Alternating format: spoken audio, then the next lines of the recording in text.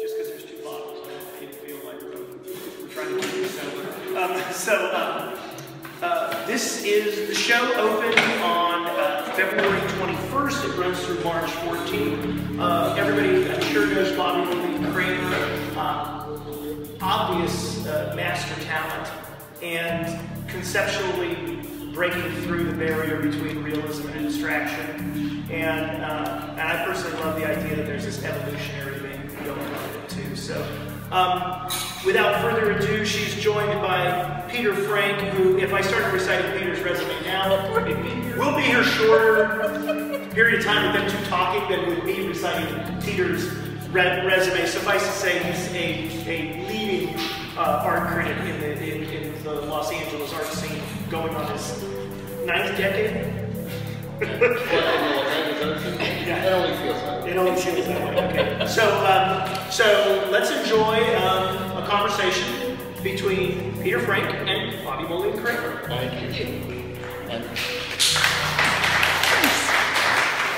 Thank you, and welcome. I'm glad you got here at 3 and not 4. And happy International Women's Day. And a shout out to all you international women. Bobbie Moline Kramer is an international woman, at least in purview. And the work you see in front of you, I'm guessing that the majority of people in this room have seen Bobbie's work before. You may not have seen this series of work. She's been developing it for the last 3 to 4 years.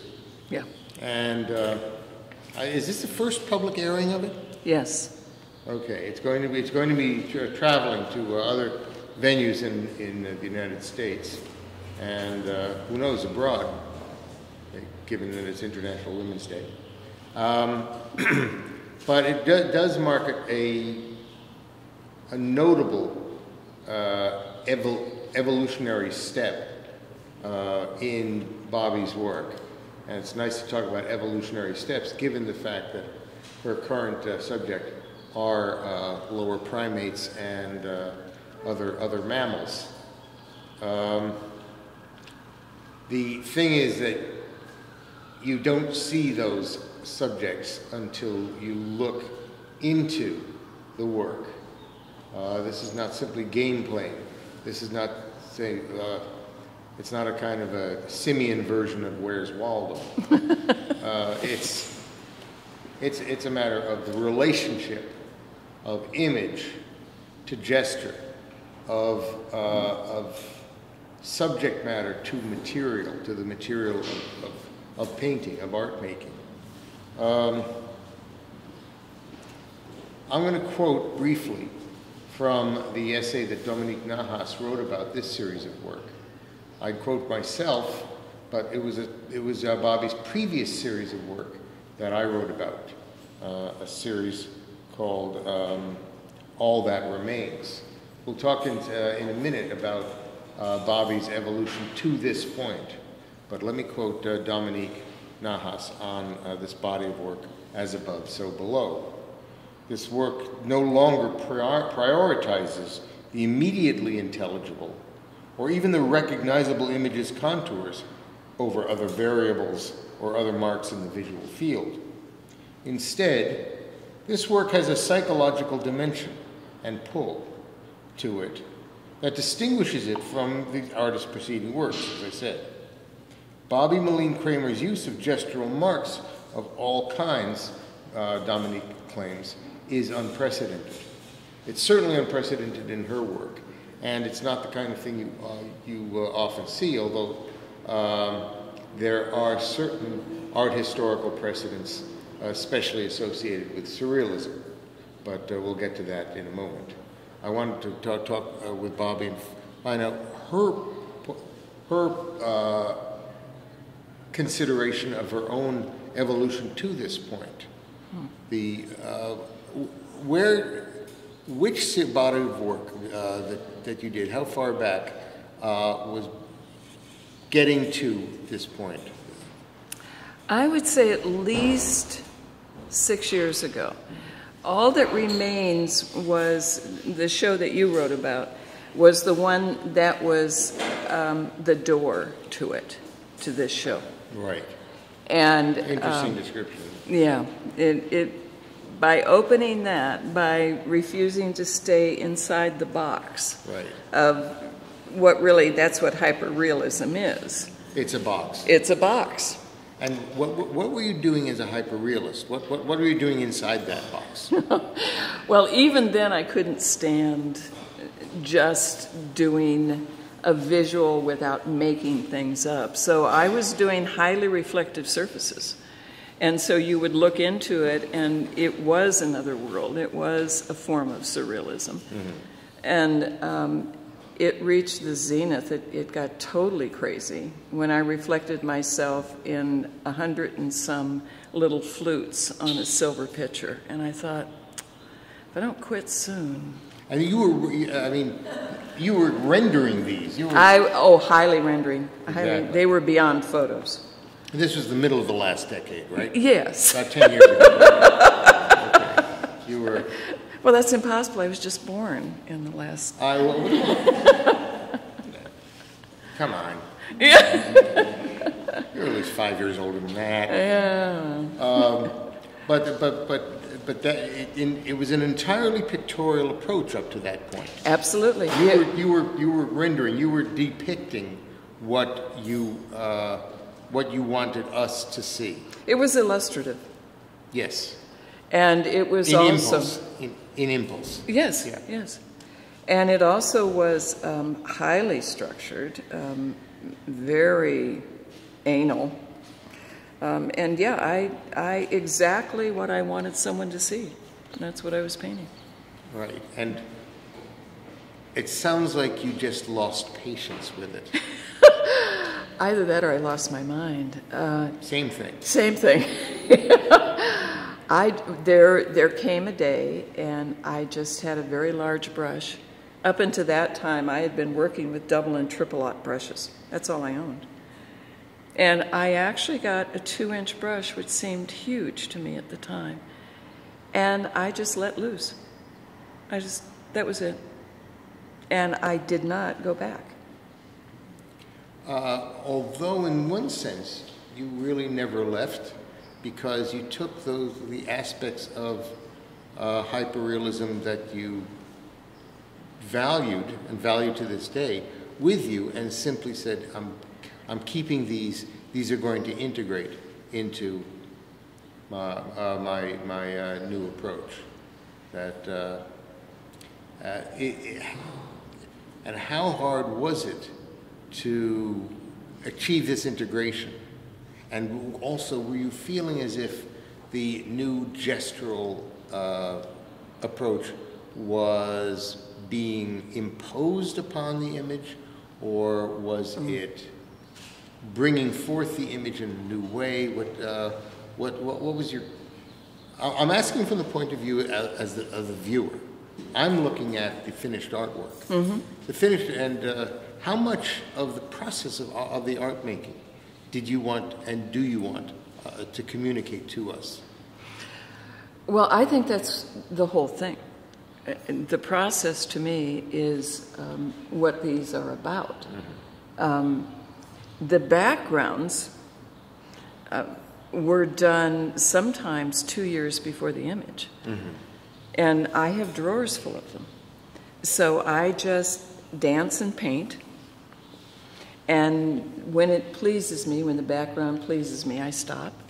There are life drawings underneath many of these. I would take underneath? Them, yeah, underneath, yeah.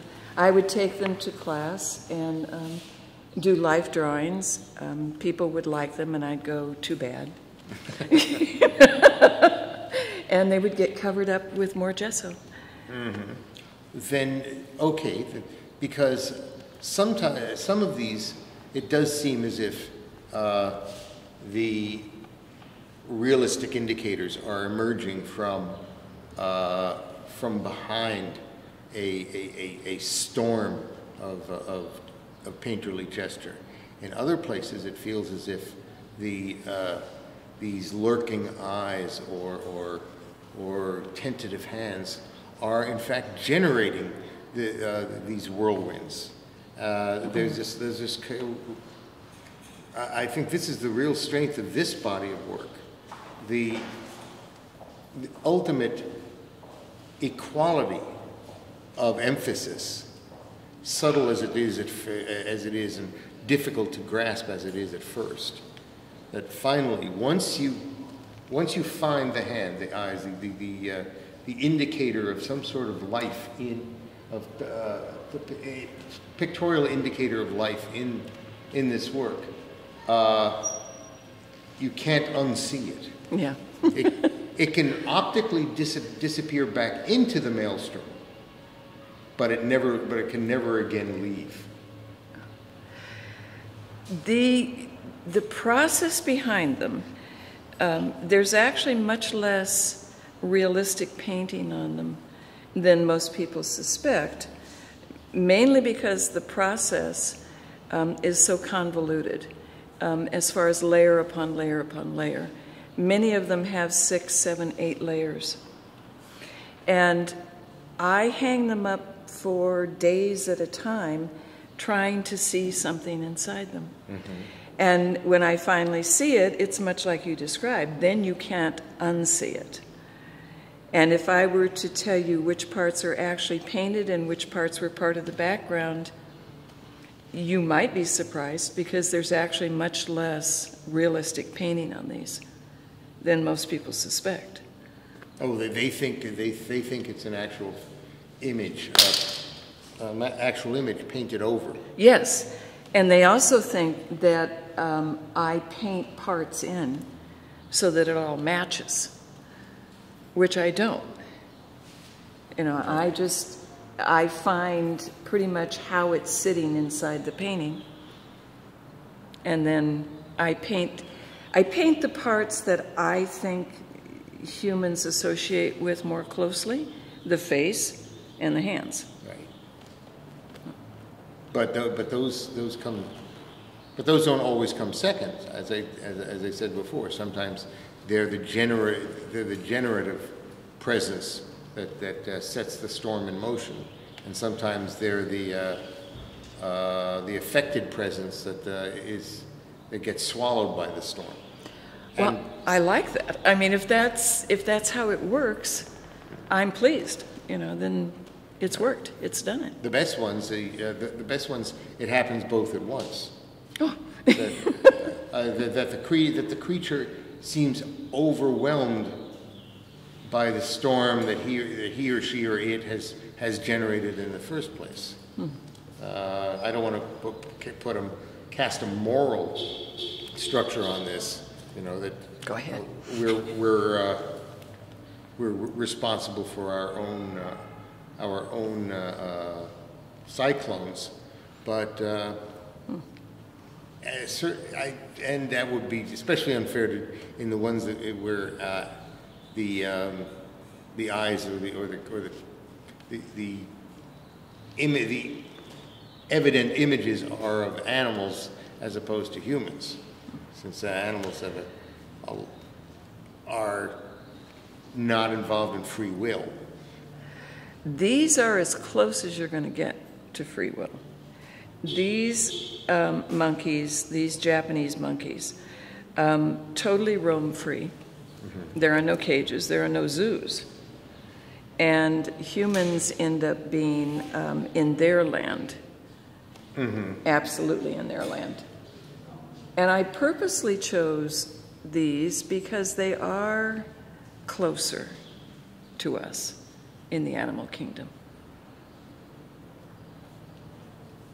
And okay, so they point to an evolution, not just of DNA, but of consciousness. Yeah, absolutely. And I tried to, because when I observed them, I was in Japan almost a month, and when I was observing them, what I found, maybe it was an overlay of what I was feeling, mm-hmm. but they seemed to have a separate set of feelings. They seemed to respond in a certain way, which fascinated me. So that's one of the things I tried for. When did you go to Japan and observe these? 2013. 2013. So, which is really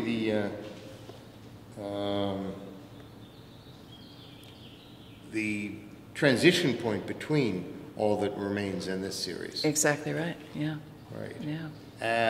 What were you doing in All That Remains that transited to here? Just to give the audience an idea of what the practice was in All That Remains, what All That Remains. I was having family issues, so I took each member of my family and turned them into a bird. Seemed to work. And then I took these birds and I put them in situations, and one per each or two per each panel. And when you put all the panels together, they actually formed a full tree, which I called my life history. And so I made a history. And they were crows, which is appropriate. And just breaking out of the idea that a painting has to be self-contained on one canvas and that it can't move beyond that was fascinating. And then being able to just mess with the surface. They were graphite, they were glitter, they were gesso, they were burned into the surface. It was really fun. I hadn't had fun for a long time, yeah. So when you say that, that the idea of a painting had to be entirely self-contained, what you describe as a painting is at once a picture and an application, the process of the application of paint. Right. Yeah. Which points at this work,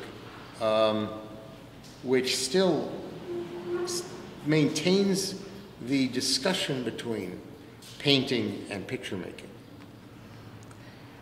It does to a lesser degree. Yes, it does. Than the previous series. Oh, yes. Yeah. Much lesser degree. This is much more abstract than the other.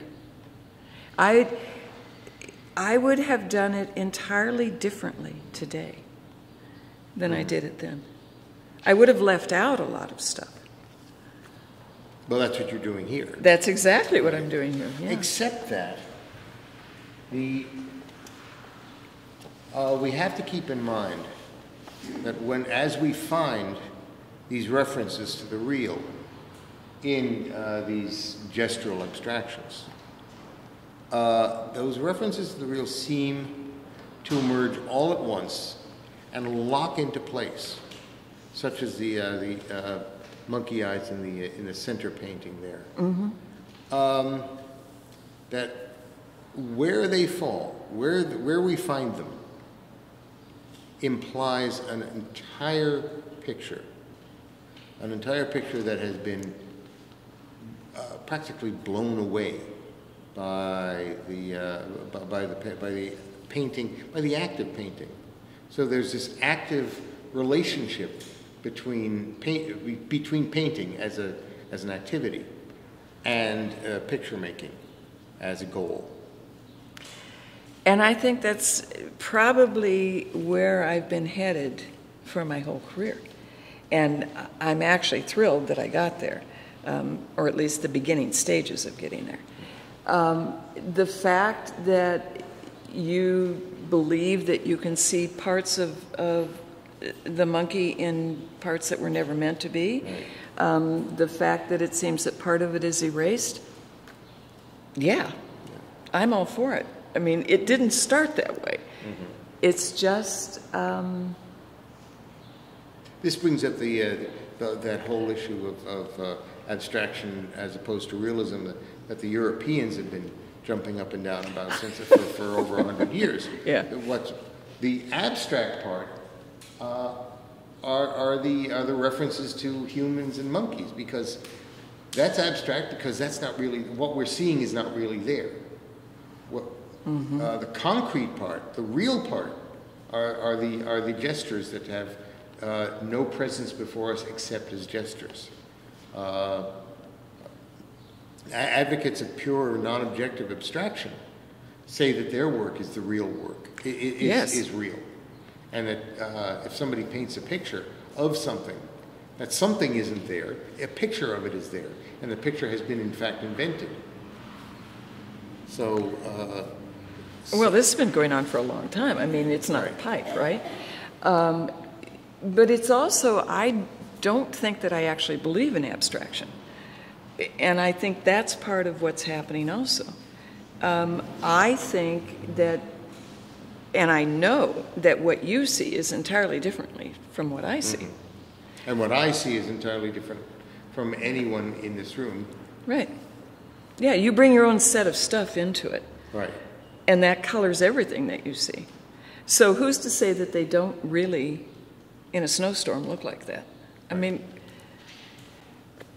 Exactly. Or a paint storm, actually. Yeah, great. And by the way, I have a splatter room in my house. A splatter room. Separate from the studio? Yes. Sounds ominous, doesn't it? Ominous in a good way. So far. Well, that brings me to that painting. That's the square painting right over there, yes. where the quote realistic aspects are articulations of the drips of the splatter. Yes. I mean that is a quintessential statement about abstraction, quote unquote, and realism, quote unquote. Because what's real is the abstract, is abstract, and thus what's abstract must be real as well. Everybody makes a big deal over those brush strokes that Roy Lichtenstein rendered in his cartoon style, and they posited a positive-negative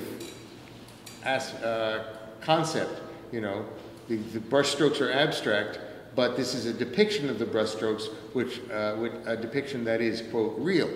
Here, the process of abstraction and the process of depiction happen in exactly the same space, and there is an almost complete erasure of boundary between what's real and what's abstract. Messing with you. Well, look closely at that one. That is either the first painting you should look at in this show or the last. What would you say? I think the last, because I think it's going there. In other words, this is an indication of where you're headed? Where I'm headed. Mm-hmm. Aha. I was hoping you'd say that. Yeah. Yeah, it's, I think I will always have bits and pieces of hyper-realism. It's just that they're going to come about not because I place them inside, but rather because something inside the abstraction already is indicative of it. Mm-hmm. And I'm pretty sure that's where it's going. Were you trained as a painter, as an illustrator, or what? Oh, it's even worse. I did biomedical illustration. I did pre-med. That's not worse. That's the best excuse possible. Really? Absolutely. Okay, all right then. Absolutely, because that's not mere illustration. No, it isn't. Even in terms of tradition, you know, anatomical rendering is at the top of the food chain in terms of depiction. Well, I taught it. I taught at Cal State Long Beach, and really, if you can't draw the human body, if you don't know how it hangs together, and you're not able to do that, everything else you draw doesn't work so well. It just doesn't work. It was being able to get out of the academic portion of it. Right. Excuse me for a second. Yeah. Just realized I hadn't turned off my phone, and if I get a call, loss of service. If I get a call, there's hell to pay. That's got it. The rest of you can ignore your phones. I have to silence mine. Anyway, sorry. Yeah, no, it took a long, long time. I mean, I'd like to be able to say I was just phenomenally good at it. When I started, I wasn't. I was dismal. And it just took a very long time of continuous work to get to the stage where one line was the most important thing. Was this a gratifying process? Oh, yeah. Yeah, I absolutely love it. I love to draw. Okay. Yeah, I do. Well, I mean, that's at the bottom, at least, of your personal approach to art making. Yes. And why you're not going to give up depiction in some form. Probably not. I suspect it will become much like that, where it is so integrated that you really do have to seriously look at it for quite a while to be able to see where it's been done. And that's fine. Right. So do you consider that trompe l'oeil? Do you consider that in effect or in intention a fool the eye type of? Yeah, I like trompe l'oeil. The best one I've ever seen, I actually went to the side of the canvas to see if it was pasted on. No, I think it's a different mindset. I think these are different parts of the brain that are being engaged. And so it's tougher because of that. I can't do these simultaneously. I can't dance to the music and do the background, put it down, and then start rendering immediately, because they're totally different mindsets. And you said before, do I recall that you said before that the gestural field is what you lay down first? Yes. Yeah, I have probably, I'm going to say 200 backgrounds. Yeah. Waiting to be, quote, brought to life. Well, to figure out what's in them, because they're just marks. There are historical precedents specifically for drawing forth that imagery from those marks. The surrealists, for instance, had a technique of what was it called? Automatism? Huh? Automatism is the basic framework for the whole thing. That's the mindset which could look into a totally abstract field and find suggestive. But there was a technique, decalcomania, where two pieces of paper covered in ink or pigment were pressed together and then pulled apart.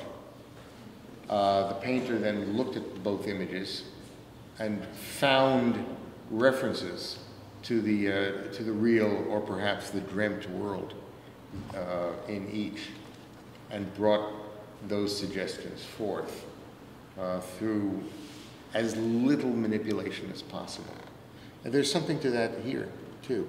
Particularly if you say that that each scumbled field suggests to you when you look at it again, suggests to you a pair of eyes or a hand. Well, there is, and also the techniques are not dissimilar.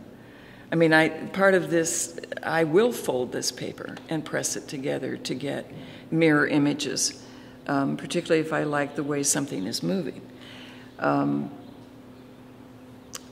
For me, doing the backgrounds is totally, I try my damnedest to turn off my head. And, either through music or whatever. And I only want it to be movement. I only want it, I keep normally one thought only inside my head, and I keep saying it over and over, much like a mantra. And that sort of stills the rest of my population that lives there. And that's how some of them actually got to be. Otherwise, if you stop and think in the middle of this process, gee, is this any good? Oh, you're gone. That's it. You're just gone. So what your mention of automatism is actually active in your process. It is. It absolutely is. Yeah. You're working automatically without prior goal, and without motivation per se in the process of production. Well, I think for painters in particular, and also sort of in the society we live in, you paint something with a goal, you know, like, oh, this is going to be part of a show, I wonder if this will sell, blah, blah. It is so freeing when you don't have to do that. It is so tremendously freeing when you just slap down whatever, and you're just doing it. And you're not worrying about about audiences or deadlines or no, doesn't matter. And you don't care whether the paint gets on the floor, hence the splatter room, the walls, makes no difference. Right. I see. I now get a better picture of the splatter room. It's a room that's, you know, for others might be lined with foam, but in your case, lined with sheets. Yes, it is. It's tarps everywhere. Right. Yeah. Exactly. This might be a good time to open up the discussion to the audience. And I was wondering if anyone has a yes. So the monkey, the Japanese snow monkey, is notoriously known for a creature you're not supposed to look into the eyes. Yet a lot of these artworks here, you're able to stare into the eye, continuously stare into the eye, but yet the monkey is also hidden. Even though this is a monkey that runs free. Yeah. How come both of that's happening? It was very weird circumstances in Kyoto, Japan. One of the first things I discovered is, you don't get to stand up without a camera and look at them because they'll tear your face off, and they get very aggressive very quick. But for whatever reason, they see a camera as like something between you and them, and they don't view that as aggressive. So I was able to take photos of them as they were staring at me, and if they have an emotion, that's the emotion they were showing when they were staring at me. They're absolutely fascinating creatures. They used to be considered, they've gone through a whole evolution. They used to be gods in Japan. They were part of the Shinto Buddhist tradition. And then they got to be jokesters, and then they got to be, demons, and then they got to be all these horrible things. But the see no evil, hear no evil, that's all out of that tradition. The monkey itself, too, if you see a lot of photos of them, they're also the monkey that you'll see in hot springs, and they have this euphoric sense about them as they sit in their very human, as you're saying, they're human. Yeah, they're very bright, and certainly the ones I ran into where I don't think they're, and they're also very playful. And they roll giant snowballs for absolutely no reason at all other than the fact they like them. And they're huge. I mean, you're talking huge snowballs. And then they also throw snowballs at one another, which I find hilarious. I'm going back, and I want to spend a couple of months back there. I did drawings while I was there on my iPad, and they seemed to know or sense when I was drawing them because they'd freeze, which was really weird. They just turned into models when I was drawing them. Yeah. Well, that's interesting. That's almost the opposite reaction to the aggression that they show if you stare at them. Yeah, exactly. And I had to, of course, look at them. I didn't look them in the face. I had to look at them when I was drawing them. Mm-hmm. Yeah, they just absolutely froze, stayed right where they were. Yeah, it was very Yes. cool. So within the sort of gestural field of action, you're splattering and applying paint.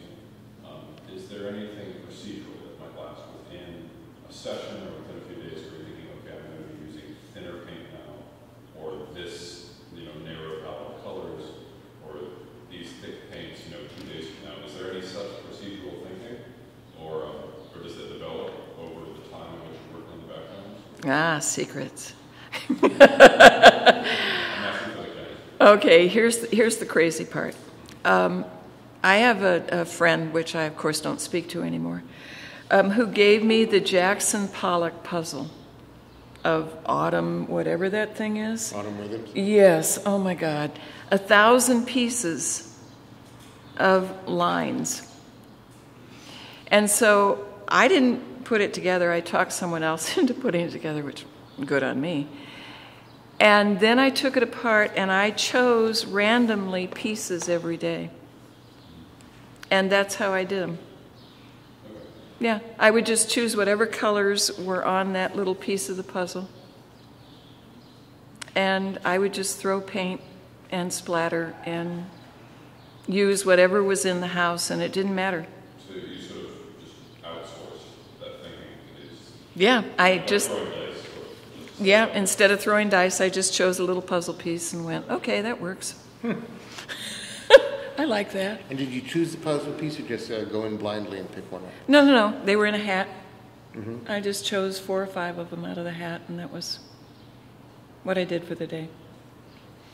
Do you find yourself pouring being a block and giving yourself a rule of like, I will not get up until this entire block is finished, or No, you know what? I'm at the stage now where I get totally lost in it. I have to remember to eat. I have to remember that, it got dark outside. I unplug everything. And I'm not of the generation, I wasn't actually born with one of those things in my hand, So I don't miss it. And I turn it off. I unplug stuff. I go into the splatter room, and I'm gone. Bye-bye. so you go into you go into a certain mode within each day, kind of like right of that mode. And then when you go into the next day, you're putting in the second layer. Are you trying to get back to that mode, or now it's just a new layer? I don't even think about it. The only thing I did think about, because I got into a thing where I was having a really good time playing, and so I actually clocked in. I have a calendar where I actually stamped, I put a time in, and I then had to stop at 5-6 hours later.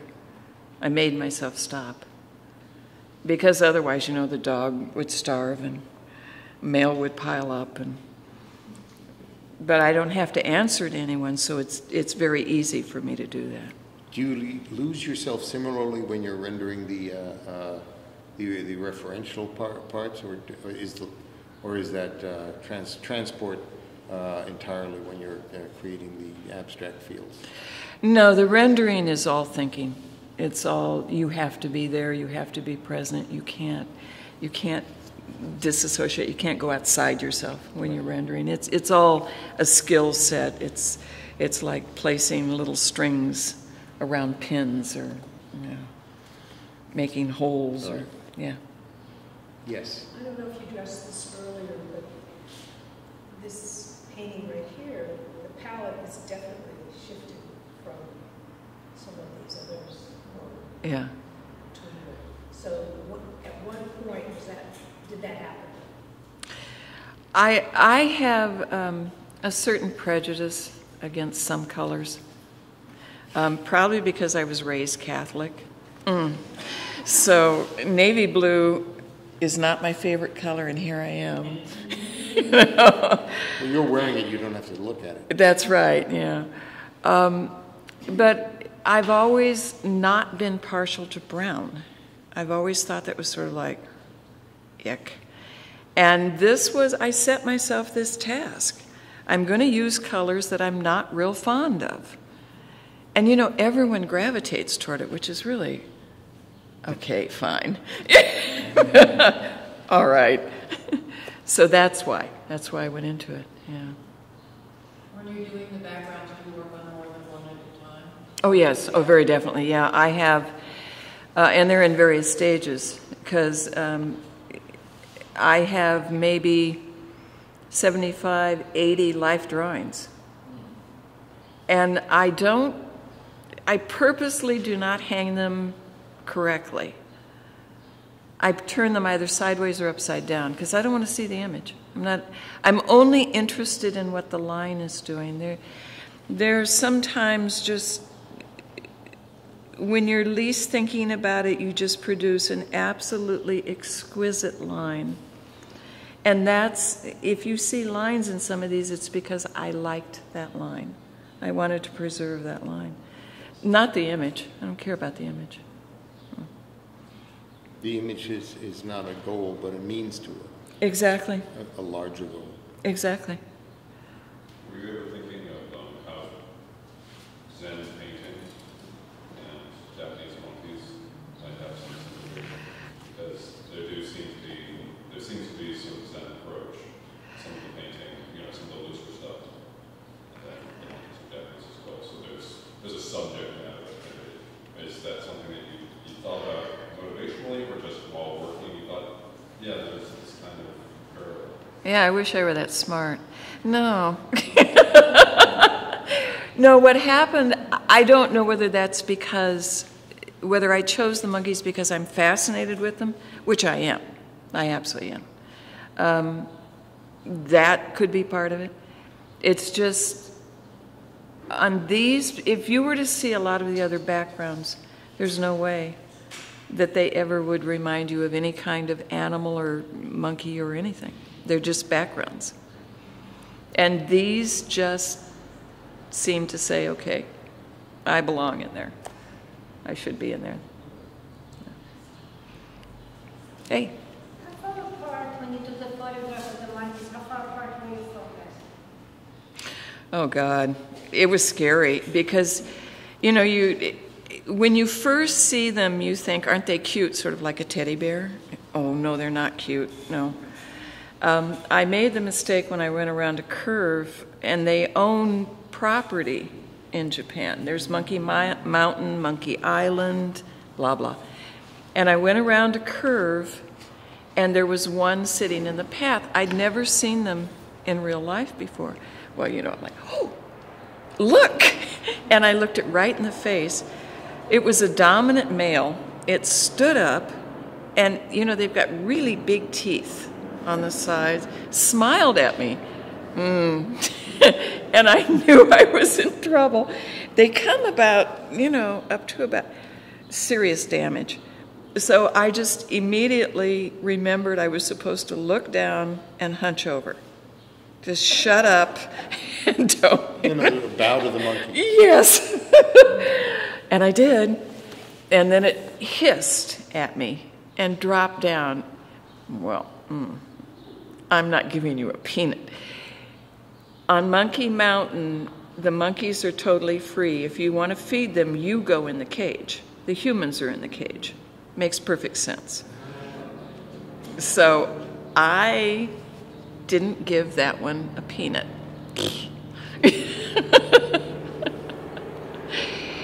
But they have gestures and they have looks on their face, and they have a way of looking at you. They never look at you directly. They have phenomenal peripheral vision. And they're looking at you. They're observing you. And like I said, when I started to draw them, they froze. They knew I was drawing them. So they got close enough that I took pictures of their fur that's all that's in the frame. And I thought, if you have fleas, I'm dead. No, outside the cage, they walked past me. They got so close to me that hairs actually stuck on my pants. I'm not looking at them, right? I don't care what they're doing. I'm not looking at you. I learned really well after. She said she was working outside the box. But yeah, it was, If you ever get the opportunity, it's absolutely amazing. They're amazing. Yeah, it was a phenomenal experience. Yeah. Did you go to Japan with the intention of meeting? Yeah, that was the whole reason we went. Yeah, I just was thrilled because I'm of course a product of the Midwest and then of San Diego, and I thought, oh, it's going to be a giant, Sea World, or I don't even know what the hell I was thinking. It's not. It's absolutely not. You are in their habitat, and you either pay attention or you just, I would imagine you get hurt if you don't. So, is it? Okay. Anytime, we have time for one last question? Ah. Or we're just going to sit here until we get one? That's right. Could you tell us about this painting? It's a little different than the rest, the one probably the rest. Oh. Well, I really, really like Gerhard Richter. And I like what he's done. I like the fact he can do hyperrealism, and then he can just turn around and do squeegee paintings, which fascinates me. So I thought, well, what happens if I reverse it? What happens if I do a whole painting in grays, and then I just start splattering? And it worked. And so that's what I did. There's a whole painting underneath that, which wasn't very good, which is why I didn't have any. I used to cut up paintings into smaller paintings and sell them that way when the big ones didn't sell. So this seems perfectly normal. Okay. That's something that you expect of an abstract expressionist as opposed to a realist. So we know where you're going with that. Exactly. And we know where we're going, I guess, from here. Thank you all for coming. Thank you. Yeah. And thanks.